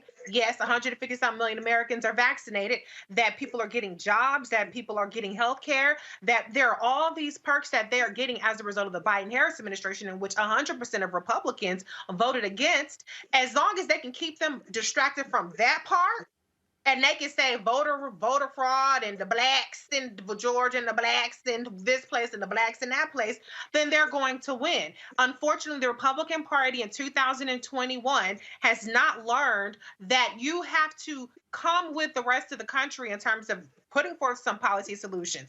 The Republican Party used to have a brand of actually being about being for business and being for, small government. Now their brand is all lies and delusion and racism. If they could actually put forth some sort of solutions, then maybe they could be more competitive. But if the way that they choose to be competitive is to suppress the vote, is to go all in on racism and go all in an alternate reality. And we're going to see how far that gets them. Unfortunately, it can get them pretty far in the short term, but in the long term, we'll see how far it gets them and how much damage they do in the process. So, CJ, did it bother you at all when Donald Trump and Republicans were specifically targeting voters in Detroit, Philadelphia, Milwaukee, and Atlanta? Who were they talking about in those 4 cities? It doesn't bother me, Roland, because I don't see race in every comment that's made. So why did they pick those 4 cities? What's unique about those 4 cities? Each of those elections in those cities were administered by Democrats. No. That's 4 specific cities. They didn't say Charlotte. They didn't say Mecklenburg County. They didn't say Houston. They said 4 specific cities. They didn't say Lansing. They didn't say Pontiac. They didn't say Racine. They said Milwaukee. They didn't say Scranton. They said Philadelphia. They didn't say Augusta. They said Atlanta. So why specifically did they say those 4 cities? Roland, you can ask me that question 4 more times. The answer will be the same. So you don't think it was because those 4 cities had significant numbers of black voters? No, because I refuse to live in this ideal world that you live in where everything is racist and everything No. So why didn't they pick a majority white city where there were Democratic voters? Because see, if your argument is they were Democrat, no, but they were real specific. In fact, Donald Trump had a partial recount in Wisconsin, and it was of Milwaukee. So in your clear vision, in your free-thinking vision, you can't make the connection Philadelphia, Milwaukee, Atlanta, Detroit? I think those are all urban centers with huge populations. So when the Republicans in Michigan said, let's certify all votes in Michigan except Detroit, what did they mean? They mean let's look at the city with the largest population in the state where the most votes are going to be found, and let's make sure those votes are right. That's what they meant. Yeah, okay. Okay, that makes sense. Hey, bro, guys, can I ask our young brother a question? Yes, Greg, go ahead. I'm going to go Greg, then Jane. Go ahead, I'm sorry. Just very quickly, Brother CJ, do you think that in this country, people should have access to a kind of basic level of quality or affordable health care? I think we do need to do that. I think the way that we do that is different than the way some people on the left have suggested through a single payer system. I think that the way we do that is by allowing people to buy healthcare across state lines, letting the free market work, driving down the cost of healthcare so that it's more accessible. It's a damn shame that in this country we have an infant mortality rate higher than some developing countries because of the lack of accessibility to healthcare that we have in this nation. Republicans have dropped the ball on that issue. Democrats talk about healthcare all day long. They have these plans. Even though they're bad plans, I don't endorse those plans. I don't like those plans. At least they have a plan for it. Republicans spent years talking about repealing Obamacare, but never came up with a solution to it. And so people were like, why don't Republicans care about healthcare? It's because we haven't talked about it enough and we haven't presented a plan to do it. So yeah, I agree with you. We definitely need to. I appreciate that. I appreciate that, brother. So we're on one accord of that now. Yeah, we might debate and disagree on how to get access, but let's get very specific and tune this in. In the recent package that was passed by the federal government, with the unified Republican lack of support in the state where you're now going to school, Alabama, Medicaid expansion would put 300,000 more Alabamans on the roll to get access to health care. it would also bring $900 million to Alabama. And this is taxpayer money. We all pay taxes in one form or another. $900 million, almost $1 billion to Alabama, because the federal government would pick up 90% of the cost. The governor of Alabama, a Republican, Kay Ivey, has said that she's willing to consider it. And many of those folks, if not most of the folks who will receive access to the kind of health care that we both agree people should have in this country, will be white. What's your thoughts on that? Should Alabama go for Medicaid expansion? Currently, it's one of 12 states that will not accept Medicaid expansion, all of them controlled by Republicans. But what do you think about that in Alabama, brother? You know, I'll be real with you. I'm a big fiscal conservative. I think that, you know, every solution should be looked at. At the end of the day, we have to look at to what type of nation our next generation is going to inherit. You know, we can't keep spending and spending and spending, expecting no one to foot the bill, because it's going to be my generation that has to do that. You know, I want to solve this issue. I want to ensure that everyone who wants healthcare has access to it in a way that doesn't explode the side of government and doesn't lead to a ballooning deficit. I don't know if Medicaid expansion is the way that we accomplish that. But I do believe that it's going to take both sides of the aisle coming together to really address this healthcare issue that we have in this country. But before I go to Jane, CJ, did you express any opposition to the federal deficits when it blew up under Donald Trump? Yeah, I've always been a fiscal conservative, and I think that I've been pretty consistent in that. No. That's not what I asked you. Did you express, when you were out there touting Donald Trump, saying 4 more years, did you at any point say Donald Trump's exploding of the federal deficit in the last 4 years and all the Republicans who voted for those bills that exploded the deficit, they were wrong? Did you at any point say that? I think there were Republicans that voted against some of those bills. No. Are you serious? Wait a minute. Hold on. You say you're a fiscal conservative, right? I am. Were you were not aware of the exploding deficit with the bills passed by Trump and Republicans? It's not about lack of awareness. As I said, I've always been a fiscal conservative and maintain that. No, I'm saying, but did you ever say Republicans and Donald Trump, y'all are wrong for this exploding deficit?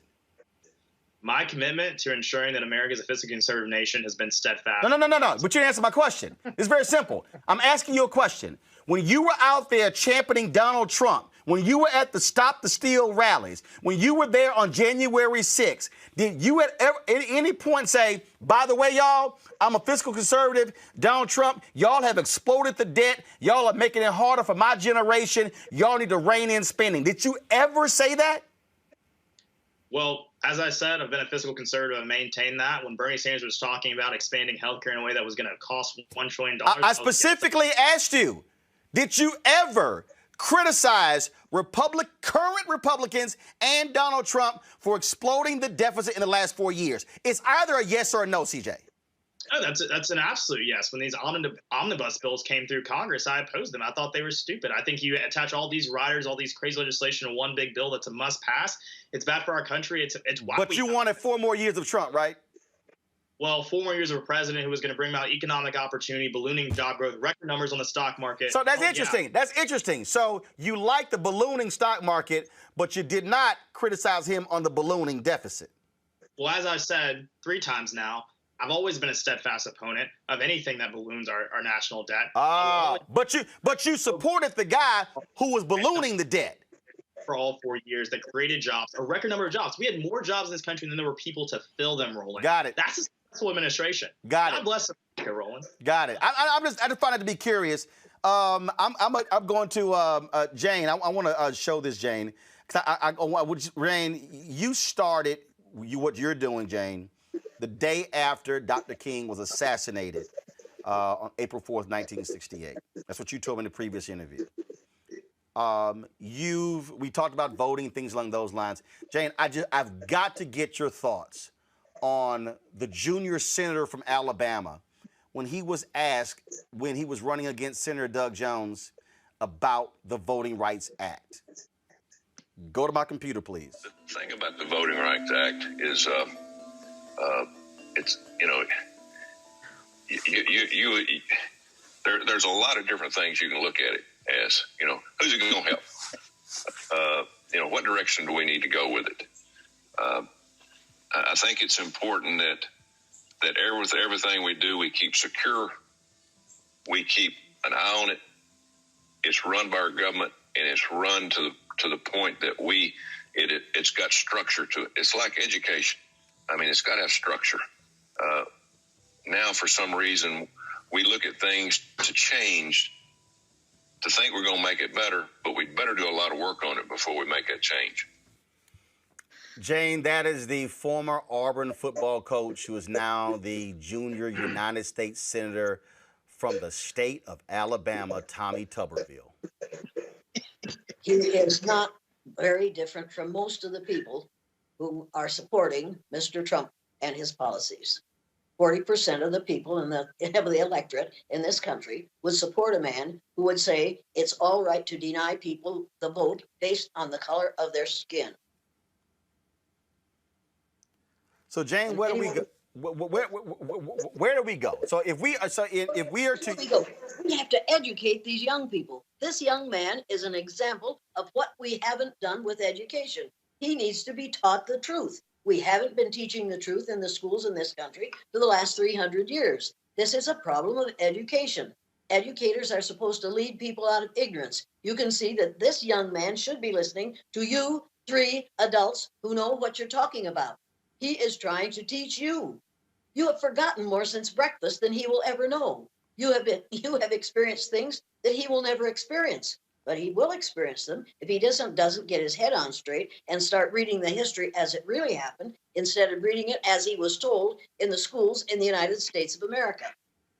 He firmly believes that a person who can make the amount of money that our former president did by grifting others is more admirable than you 3 people who know what you're talking about. You've been where he's going.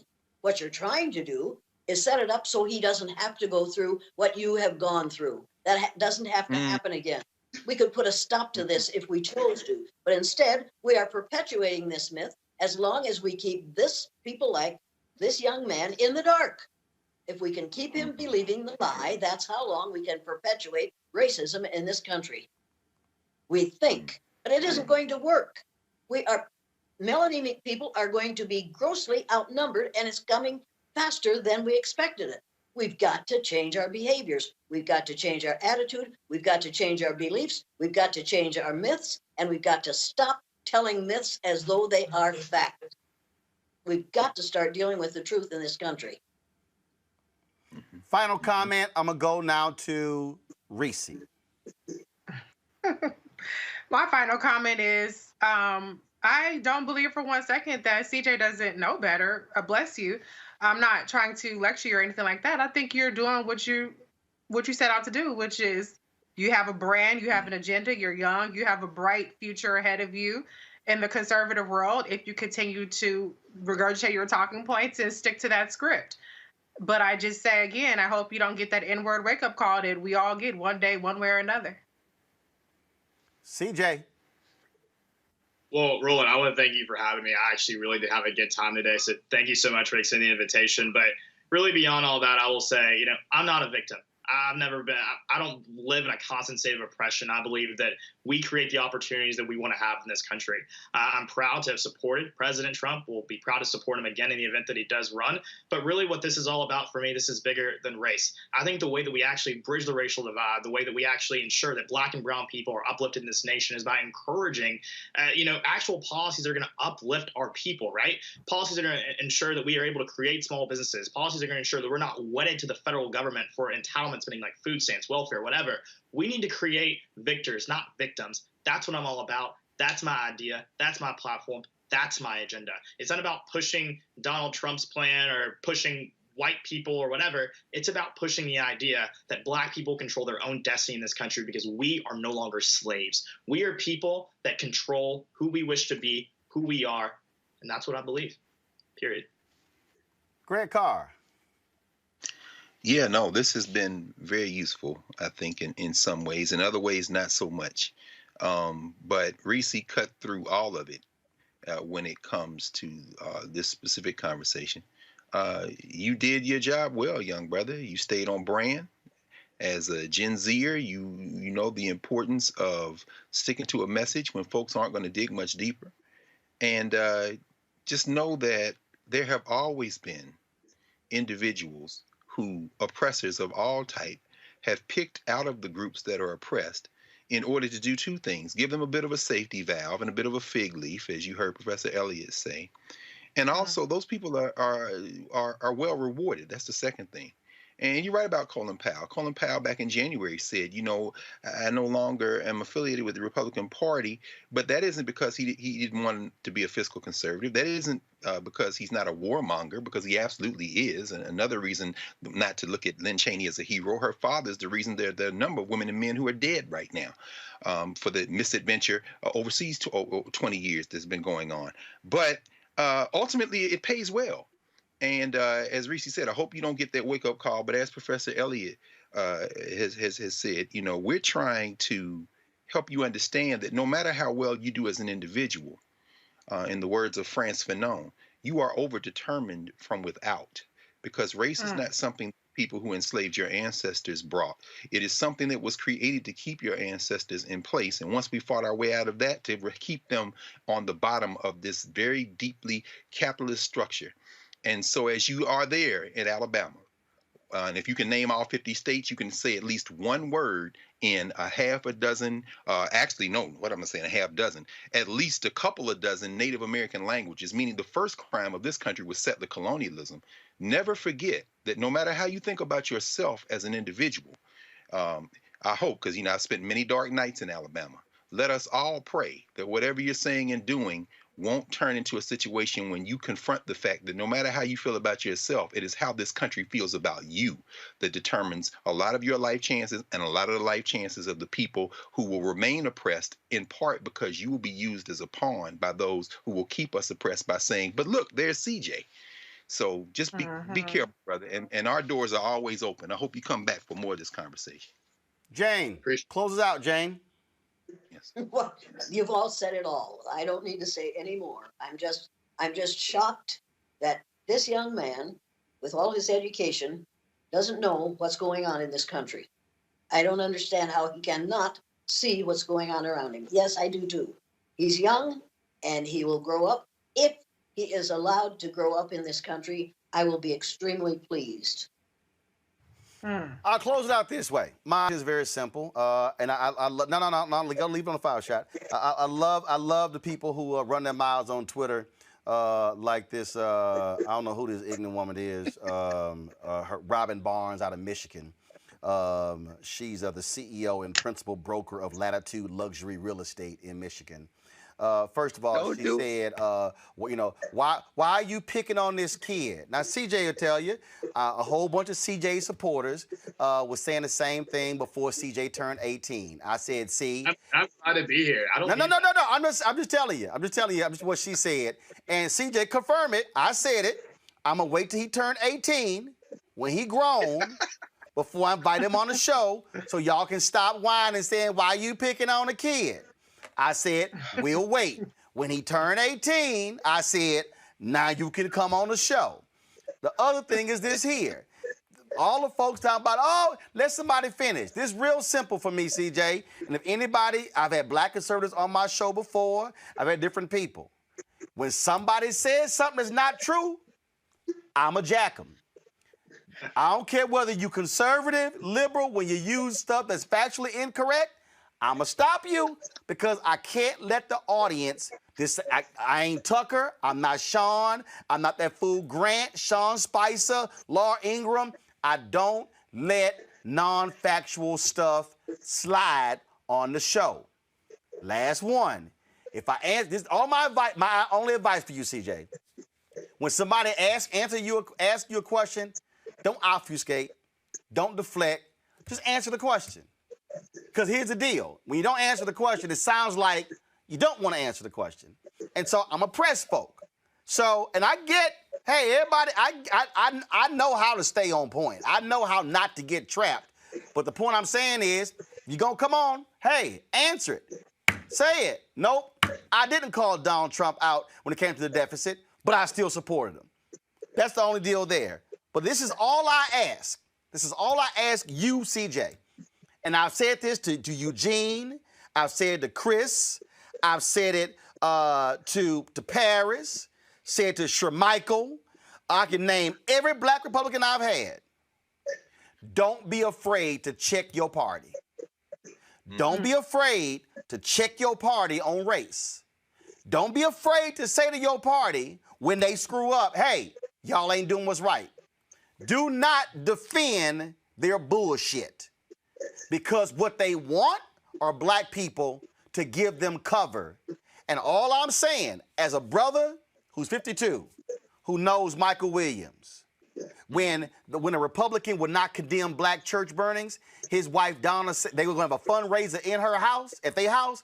Donna said, ain't no man welcome in my house who will not condemn the burning of black churches.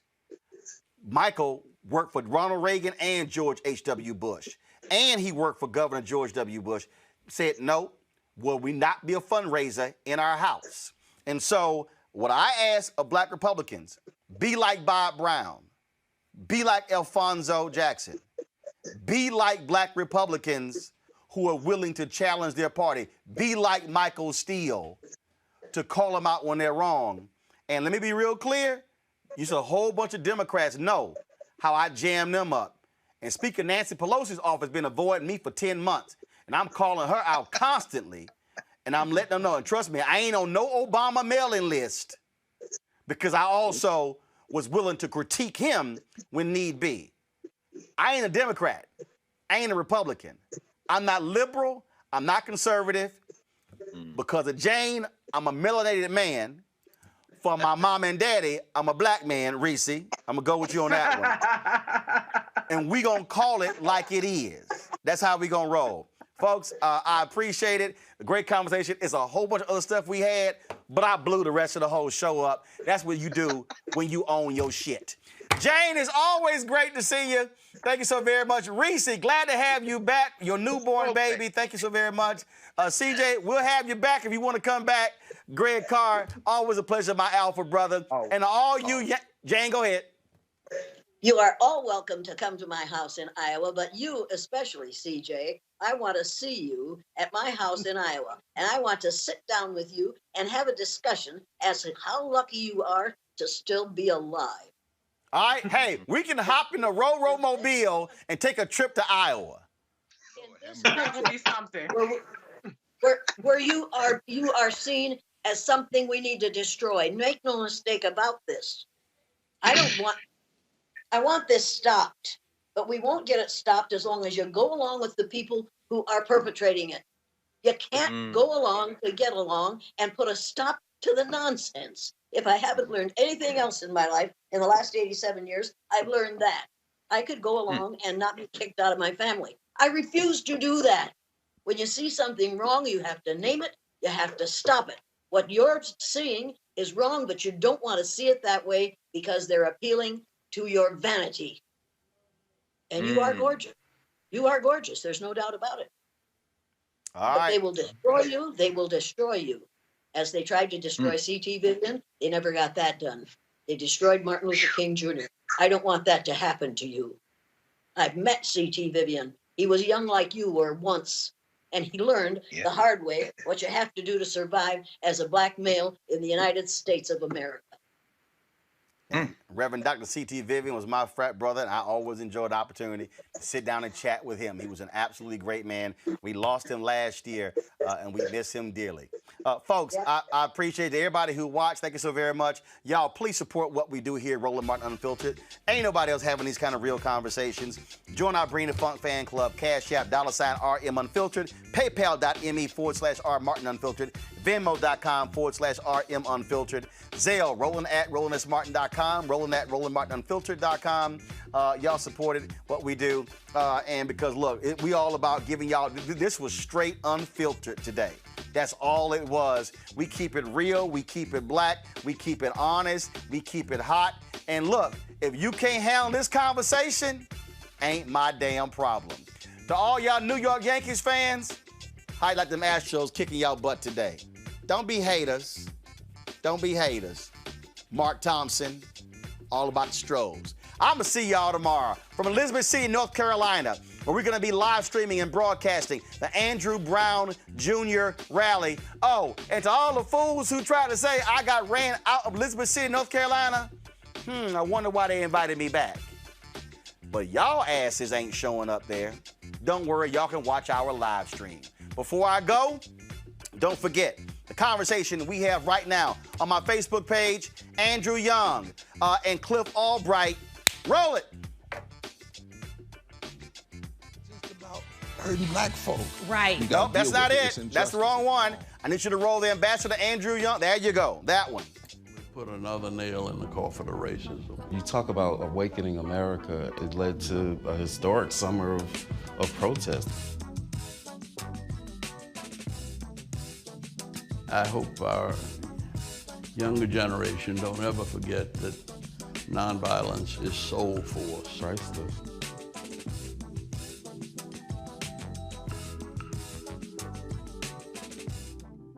Go to our Facebook page right now. You can see that conversation with Andrew Young and Cliff Albright. Now, this Monday, 11 a.m. Eastern, we're going to premiere Reverend Dr. William J. Barber and a sister who climbed that flagpole and took down the Confederate flag in South Carolina, Bree Newsom.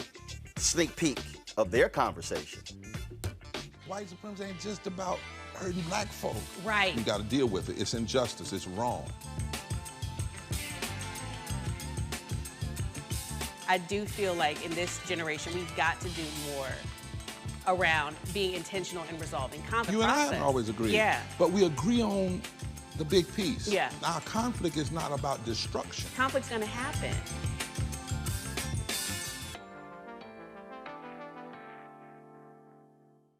All right, y'all, the 6-part series we have. The first one is Tiffany Lawson, Janetta B. Cole. The second one's Andrew Young, Cliff Albright. The third one is Bree Newsom, Reverend Dr. William J. Barber. Premieres on Monday, 11 a.m. Eastern on my Facebook page and Instagram page as well. Y'all check all of those out. We got 6 of them. 2 are already aired. Third one airs on Monday. I told y'all, ain't nobody doing what we doing. That's why y'all got to support us in what we do. I'm going to see y'all tomorrow from Elizabeth City, North Carolina.